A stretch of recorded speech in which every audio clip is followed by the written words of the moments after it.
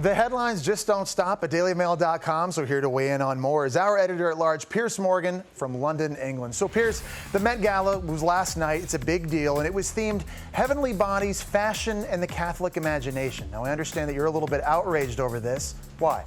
Well, you know what? I'm a Catholic, Jesse, and I'm not normally a snowflake about these kind of things, but I do think there's a double standard here. Can you imagine, for example, if the Met Gala last night had had an Islamic theme or a Jewish theme?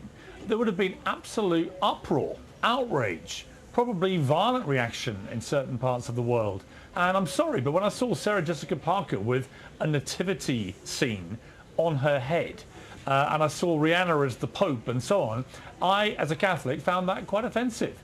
And I'm very surprised that not only the Met Gala organisers, but also all these celebrities felt that this was an appropriate theme for the evening. Adele is also taking some heat for throwing a Titanic movie-themed 30th birthday bash. Critics are saying making light of that tragedy was in very poor taste by her.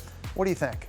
Well, again, it falls into that realm of you don't want to be looking like you're taking offence at the slightest thing. But I must admit, when I first saw the pictures of Adele having a Titanic-themed party, my first reaction was to cringe a bit and say, look, I know it's a movie, but actually real people died.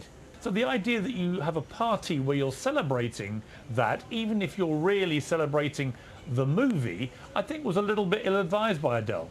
Yeah, I think people think anybody can celebrate their birthday how they want, but if you're going to share it on social media or publicly, maybe then it becomes a little bit of a different story. Donald Glover's controversial music video, This Is America, has been viewed over 33 million times, Piers. It's causing controversy because it shows him alternating between upbeat dancing and then massacring a church choir and executing a black man. Did you see it? And if so, what's your take? I did see it. My middle son, in his early 20s, said, Dad, you've got to watch this video. It's unbelievable.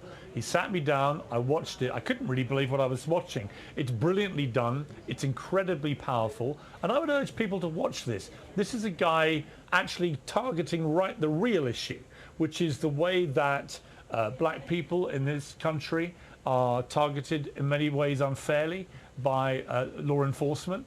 I think he's targeting the subliminal racism that lies behind that. And I think you watch it and you really do feel, wow.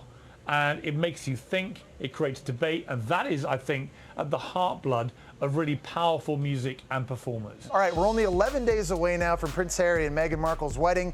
And now we hear that Sarah Ferguson, who's going to witness the ceremony, is unhappy because she was not invited to the couple's private party afterward. Does that surprise you at all? You know, it doesn't surprise me because they often snub Fergie, the Duchess of York, in this way. It always strikes me as being pretty unfair, though. You know, her two daughters are heirs to the throne, and she's going to the service. So why couldn't they just extend an invitation to what is clearly quite a private family affair, but for 250 people? I'm sure they could find room for Fergie. As always, my message to the royals is, come on. Give her a break. She's never really done you much harm in the last couple of decades.